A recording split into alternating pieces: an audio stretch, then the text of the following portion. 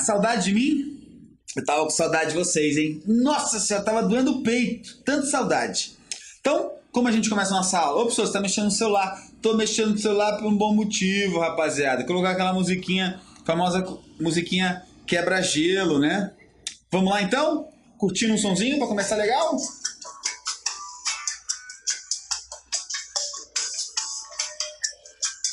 Aula 5 entrando na área. Todo mundo vem comigo no flow. Vamos nessa.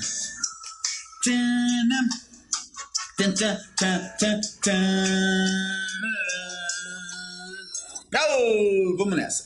Então, galera, lembrando que nosso curso de física aí são 60 aulas. Você vai ganhar um certificado virtual. Aquele certificado que não vai aparecer em lugar nenhum, mas você vai ter, certo? A tiragem dele é pequena, tá? São só 5 milhões. Beleza? Então vamos que vamos. Aqui nós vamos começar a aula 5. Lembrando que na aula 4 nós trabalhamos com movimento circular. A aula 4 ela foi dividida em aula 4 linha, aula 4 duas linhas, porque era uma aula densa, beleza? Aula 3 nós trabalhamos com movimento retilíneo variado. A aula 2 nós trabalhamos com movimento retilíneo uniforme. E a aula 1 nós trabalhamos com grandezas, ordem de grandeza, Sistema Internacional de Unidade e Notação Científica. Professor, você falou que são 60 aulas. Quando chegar na aula 60, você vai lembrar de tudo? Olha, rapaz, talvez não. Mas com essa memória de elefante, talvez sim. Beleza? Pode sentar lá então, João. João é nosso aluno aqui, que não falta nenhuma aula. Acredito eu que ele vai ser o primeiro a receber esse certificado virtual. Valeu? Então vamos nessa. Nessa aula 5, nós vamos trabalhar com as leis de Newton. Agora falando um negócio bem sério. Estão vendo esse desenho aqui no canto? Canto superior direito. Aqui eu tenho Newton, certo? Por que eu coloquei o Newton em cima de Galileu e de Kepler? Por quê? Porque eles são amigos? Porque o Galileu e o Kepler adotaram Newton? Fizeram um casal homofóbico? Homofóbico não. Fizeram um casal homossexual? Também não. Então o que aconteceu? O que aconteceu? Newton depois responderá para vocês. Vamos lá? Então a primeira lei de Newton é conhecida como a lei da inércia. Tipo assim. Nossa, que canseira. Acho que não vou levantar dessa cama hoje. Inércia. Muita massa, muita inércia. O que é inércia, galera? O que é inércia? O que é inércia? Inércia é o seguinte. Inércia nada mais é do que a quantidade de matéria de um corpo associado a uma força que eu preciso fazer para sair, tirar esse corpo do repouso. Então vamos lá. Todo corpo que esteja em repouso ou em movimento retilíneo uniforme, movendo-se em trajetória reta com velocidade constante, tende a continuar nesse estado. Tipo assim. Como que eu saio desse estado? Uma força externa precisa atuar sobre mim. Alguém aí? João. Ora, João! Beleza? Então, todo corpo parado tende a ficar parado. Todo corpo em movimento retilíneo uniforme tende a permanecer em movimento retilíneo uniforme. Professor, por que você está pulando? Porque agora eu saí da inércia. Vamos para exemplos? Vamos embora. Exemplos. Sem cinto de segurança. Com cinto de segurança. O que é isso, professor? Quanto maior a massa de um corpo, maior a sua inércia. Certo? Perceba que alguém pode dizer o seguinte: ó, professor, o seu A aqui, ó, tá grande, você escreveu errado. Não escrevi não. Isso é uma técnica japonesa. Que técnica que é essa? No Japão, a sílaba tônica está em todas as sílabas. Quem falou isso foi meu mestre de Muay Thai, tá? Se estiver errado, questiona ele lá. Peterson, chutebox. Em português fica o seguinte: quanto maior a massa de um corpo, maior a sua inércia. Em japonês, quanto maior, todas as sílabas são tônicas. Legal, né? Por isso que eu coloquei esse A no final. Vamos embora. Então, sem cinto com cinto. Por que a inércia está associada? Meu Deus, professor, calma. Por que a inércia está associada a essa imagem? Se você está lá dentro de um carro, com movimento uniforme. O carro freia. Qual é a sua tendência? Brum, continuar esse movimento. Se você está lá dentro de um carro, o carro acelera. O que acontece? continuar esse movimento. Então, se o carro faz uma força para frente, você vai para trás. Se o carro faz uma força para trás, você vai para frente. Por isso é importante o uso do cinto, sim, por causa da inércia. Outro detalhe importante, fazer uma mágica aqui para vocês. Aqui em cima da mesa, só um minutinho que eu vou dar a volta aqui para ver se vocês enxergam o copo. Não enxergam o copo, não dá nada. Vamos que vamos. Mas veja só, aqui eu tenho um copo. Igual aqui, ó. Aqui eu tenho um copo, certo? Se eu puxar rapidamente esse paninho, esse peso, por inércia, vai cair para dentro do copo. Porque o peso é vertical para baixo. Muitas coisas acontecem nessa vida por causa da inércia. Então, quanto maior a massa, maior a inércia. Vamos pro próximo. Tá bom, já entendi. Quanto maior a massa, maior a inércia. Outro detalhe importante, olha só. Uma viagem espacial no vácuo e num local isento da ação das forças gravitacionais, quando a velocidade desejada foi atingida, né, chegamos a uma velocidade lá x, os sistemas propulsores eles são desligados. Por quê? Porque a tendência desse veículo espacial por inércia é seguir em movimento retilíneo uniforme. Porque ele já tinha movimento. Como não vai ter nenhuma força externa atuando sobre ele, ele vai permanecer. Legal? Vamos lá. Esses aqui são os exemplos mais interessantes que tem. As máquinas de lavar possuem em seu interior um cilindro cheio de furos, que é aquela hora que você vai fazer a centrifugação, né? Vai tirar a água da roupa. Como é que você tira a água da roupa? Como? Te falo. Por inércia. Aquela água está parada, né? Você vai fazer com que aquilo gire, com aquilo gire. Essa alta rotação, a água por inércia vai sair pela tangente. Lembra da aula 4? Você gira o corpo e solta, ele sai na tangente? É a mesma ideia, tá legal? Esse exemplo é muito bacana. Informações. Muito importantes essas informações. Uma partícula está mecanicamente isolada quando a força resultante que abre sobre ela for nula. Acontece em dois casos. Então eu posso dizer que o corpo está em estado inercial quando ele está parado ou a força resultante sobre ele é nula, causando um movimento retilíneo uniforme, tá legal?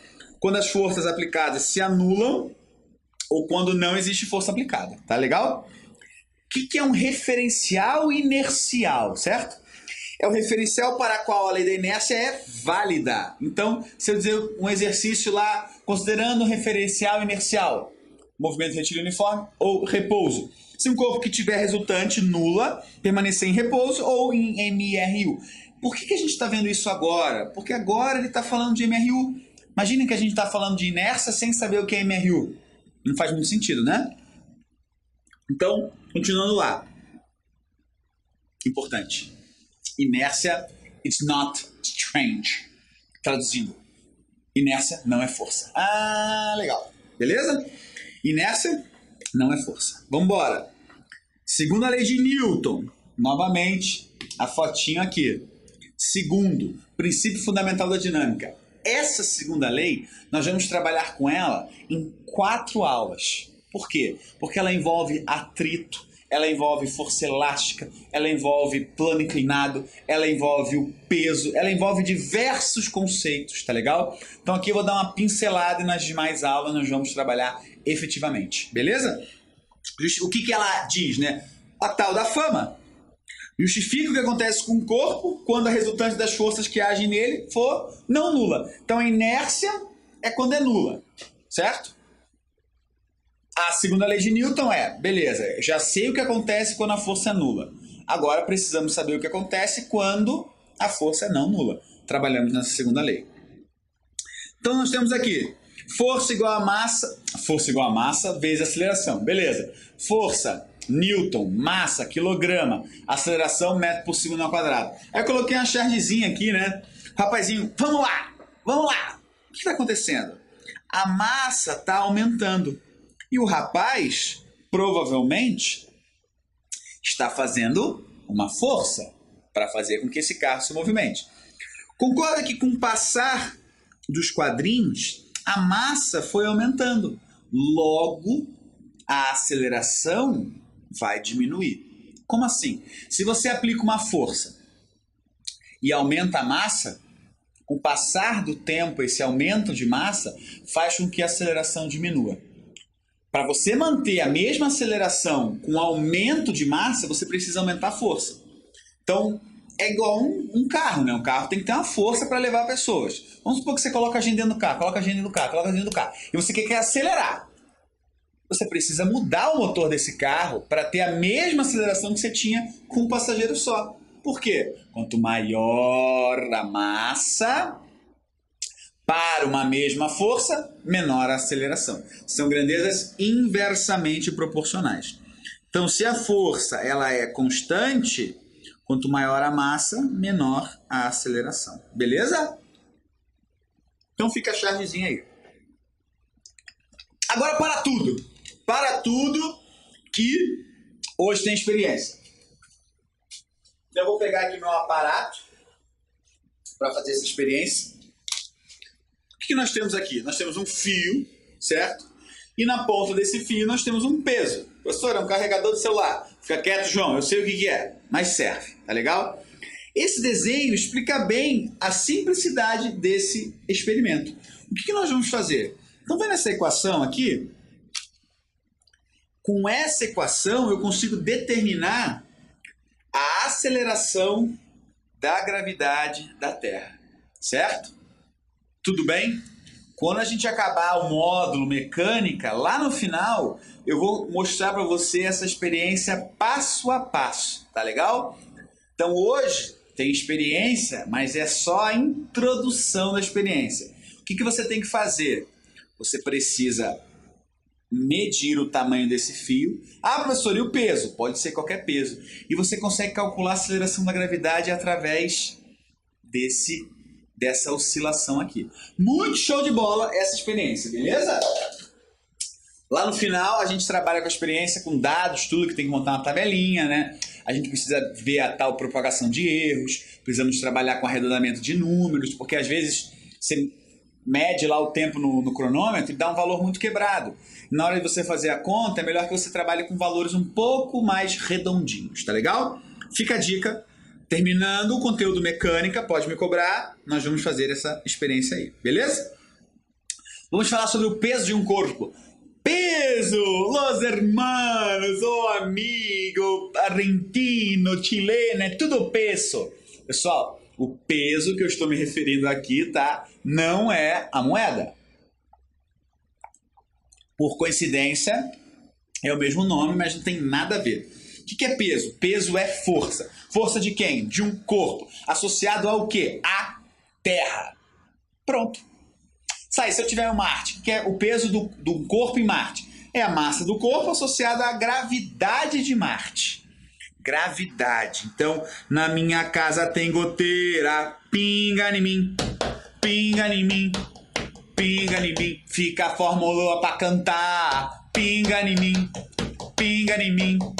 Pinga em mim, e a fama também entra. Pinga em mim, pinga em mim, pinga em mim. Então perceba, massa, massa, aceleração, aceleração. Qual a diferença? A diferença é que aqui eu estou trabalhando com peso associado à gravidade. Aqui é uma força associada a uma aceleração. É a mesma coisa? Não. Calcula do mesmo jeito? Não. Por quê? Porque essa aceleração aqui é A.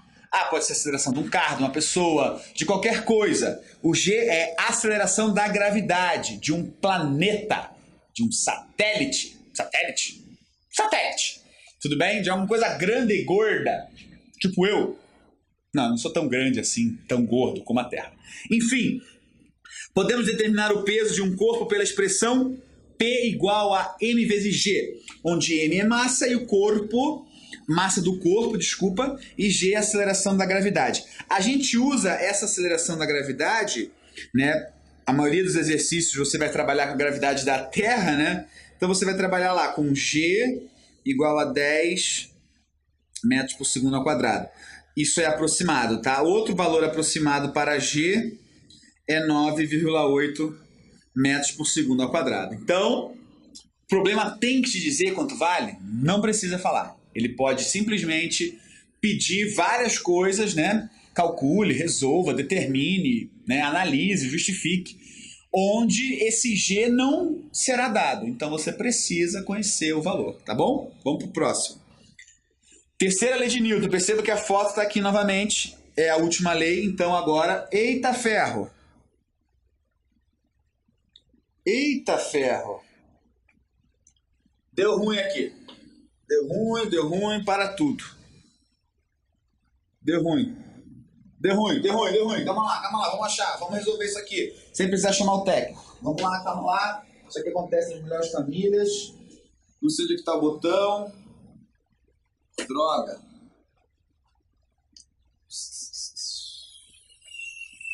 Vamos ter que parar. Ô, João.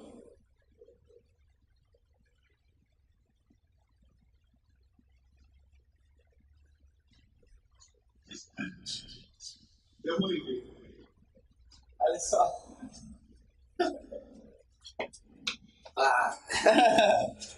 Passei a mão assim, aquela bolinha.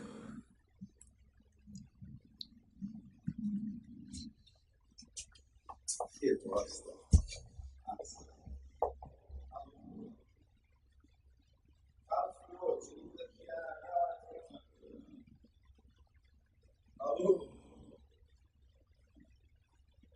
Cara, você tava bem pra frente, né? Acho que É, claro.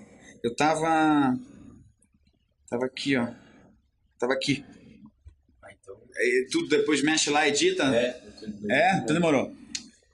Pô, galera, o João, lembra do João? O João desligou a luz. Você acredita nisso? Mas beleza, vamos continuar. Nós temos aqui a terceira lei, é a última lei, né? Por isso que agora eu vou falar sobre aquela foto que eu falei lá na primeira, beleza? O que acontece aqui? O Newton, ele formulou as leis de Newton, obviamente. Só que ele não fez isso do nada. Ele não estava lá embaixo da macieira, sentado lá, escovando sua vasta cabeleira. Não. Newton só enxergou mais longe porque ele subiu em ombros de gigantes. Quem eram esses gigantes? Dois, Galileu e Kepler. Galileu trabalhou com a queda dos corpos. Tem até uma história que ele sobe a Torre de Pisa e solta um corpo. E as ideias de Galileu, para a época, eram meio... afrontavam as leis de Deus. E daí ele teve que ficar preso para que ninguém conhecesse os novos pensamentos de Galileu. Inclusive a ideia da Terra não ser o centro do universo, aquela coisa toda, heliocentrismo, geocentrismo. Ele tá no meio, ele, Copérnico, a galera da... Kepler é um cara que estudou a parte de gravitação, a parte do comportamento da Terra, comportamento dos astros. Pegando essas duas ideias de Galileu e Kepler, Newton formulou o que a gente chama do princípio da mecânica, tá legal? Que foram as leis de Newton. Então, Newton não fez nada sozinho. O cara era bom. Newtinho era bala. Mas Galileu e Kepler também era tipo fera. Era como se fosse assim, tá? Vamos dar nome aos bois. Messi, tá? Que é top, né? E aqui eu vou colocar um Iniesta. E aqui eu vou colocar um Zinedine Zidane. Pode ser assim? Beleza? Essa é a ideia. Vamos para a terceira lei de Newton, né, pessoal? Você fez terceira e fez assim, ô bobo? Vamos para a terceira lei de Newton. Ação e reação. Todo mundo sabe, toda ação corresponde a uma reação, mesma intensidade, mesma direção e sentido contrário. Só explicando aqui para vocês rapidamente, tá? Porque essa dúvida é uma dúvida que surge, a diferença entre direção e sentido. Toda vez que nós falamos em direção e sentido, você vai pensar numa flecha. Concorda que essa flecha ela pode ter essa variância. A pontinha da flecha é o sentido e o corpinho da flecha é a direção. Então essa flecha que eu vou desenhar aqui, ó, embaixo dos dois, direção horizontal, sentido para a direita. Essa aqui, direção horizontal, sentido para a esquerda. Essa aqui, direção vertical, sentido para baixo. O peso tem uma característica. O peso é uma força, né? que tem direção vertical e sentido para baixo. Sempre. Peso, direção vertical, sentido para baixo. Tá legal? Então toda ação corresponde a uma reação, mesma intensidade, mesma direção e sentido contrário. Agora vamos para umas observações que são muito importantes. Quais são as forças que constituem um par de ação e reação? Porque a gente acha, essa ação corresponde àquela reação. Tome muito cuidado com isso. Jamais se anulam, pois são aplicadas em corpos diferentes. Ocorrem simultaneamente, não podendo surgir depois da outra. Só existem durante a interação, o que existe presença de dois corpos, portanto, sempre em pares. Forças de ação e reação possuem a mesma intensidade, mas podem produzir efeitos diferentes. Nem sempre se equilibram. Certo? É o caso aqui do nosso amigo Rogério Ceni cabeceando a bola. O que acontece aqui quando ele cabeceia a bola? A bola deforma. A cabeça dele deforma? Não, né? Se a cabeça dele deformasse, ele não iria cabecear a bola. Por quê? Porque os corpos são feitos de materiais diferentes. A força da ação é igual à força da reação? É. Ele sai acelerando para trás? Não. A bola sai acelerando para frente? Sai. Então depende da massa. Depende da quantidade de massa, tá legal? Então aqui eu tenho a força sobre a cabeça e a força sobre a bola. Percebam, direção igual, sentido diferente. Beleza? Vamos lá, mais um exemplo. Lembrar que essas forças são conhecidas como forças de contato. Para haver a interação, precisa do contato. Já a força do campo magnético causada por um ímã não precisa ter contato. Certo? Então nós temos aí a força através de um contato. Força através de ligação de uma corda, que é a atração. Força através de uma ligação entre dois ímãs, que é uma força de campo. Tudo bem? Então aqui é a força que um ímã faz no outro e ele recebe uma força de mesma direção, mesma direção, sentido oposto e mesma intensidade. Tá legal? Vamos a um exercício lá para finalizar? Um observador vê um pêndulo preso ao teto. Você dá uma escapadinha aqui. Um pêndulo, né? Preso ao teto. E esse pêndulo está daquela forma ali.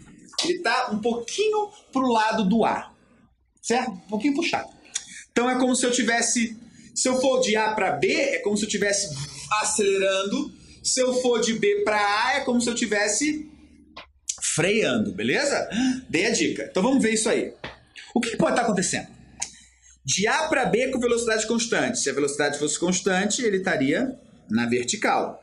De B para A com velocidade constante, estaria na vertical. De A para B com velocidade diminuindo. Então, se eu estou indo de A para B com velocidade diminuindo, a tendência é você ir para frente. Então, tá errado. De B para A com velocidade aumentando. Se eu estou de B para A com velocidade aumentando, a ideia, né, quando está aumentando a velocidade, é você ir para trás. De B para A com velocidade diminuindo. Se você está indo de B para A com velocidade diminuindo, a tendência é ir para frente. Então, a alternativa... não vamos marcar. Alternativa E de exato. Vamos para o próximo. Exercício de fixação. Fixação. Seus olhos... Tá legal? Toda vez que você vê essa calculadorazinha aqui, é porque eu vou fazer para vocês os exercícios. Dica! Quando você tiver um exercício onde envolva quadriculado, você vai trabalhar com as forças na horizontal e na vertical. Então, esse aqui vale 30 newtons, horizontal para a direita. Esse vale 30, também horizontal para a direita. Esse daqui eu não quero mais. Esse aqui vale 20, horizontal para a esquerda. Esse aqui vale 20, horizontal para a esquerda. Esse aqui vale 20, vertical para cima. Então, vamos pegar tudo que está para cima. 30 com 20. Então, eu tenho 50. Certo? 50 newtons, tá? 50 newtons. Agora, aqui eu tenho 30 para a direita com 20 para a direita. 50. Só que eu tenho 20 para a esquerda. Então, 30. Certo? Para fazer a força resultante, eu aplico aqui um Pitágoras. Fica 900 mais 2.500 é igual a 3.400. Força resultante é a raiz quadrada desse monstrinho aqui. Newtons, tá legal? Eu não falei a respeito da decomposição. Nós vamos trabalhar com decomposição quando nós formos trabalhar com equilíbrio, tá legal? Mas é muito simples. Esse exercício, quando for quadriculado, você vai trabalhar com as forças que originaram o vetor, beleza? Por quê, professor? Eu não posso somar esse cara com esse cara diretamente. Eles não têm a mesma direção e o mesmo sentido, tá legal? Vamos pro próximo. Exercício de fixação. Vamos julgar se é verdadeiro ou falso. Um atleta arremessa uma bola para frente, exercendo nela uma força de 100 newtons. Simultaneamente, no mesmo instante, a bola exerce no atleta uma força oposta de igual intensidade. Certo. Necessariamente a reação da bola sobre o atleta acelera isso para trás? A bola vai fazer o atleta ir para trás, necessariamente? Só se for uma bola do tamanho do elefante, né, amigo? Então tá errado. Na interação entre os corpos, as forças de ação se equilibram. Também não. Lembrar, eu vou voltar para vocês aqui, ó, vamos voltar, só para você ver as afirmações, vamos voltar, não tem problema, a gente volta tudo. A gente vem aqui, ó. A gente vem aqui e volta tudo, ó. A gente volta aqui, ó que belezinha, ó que belezinha.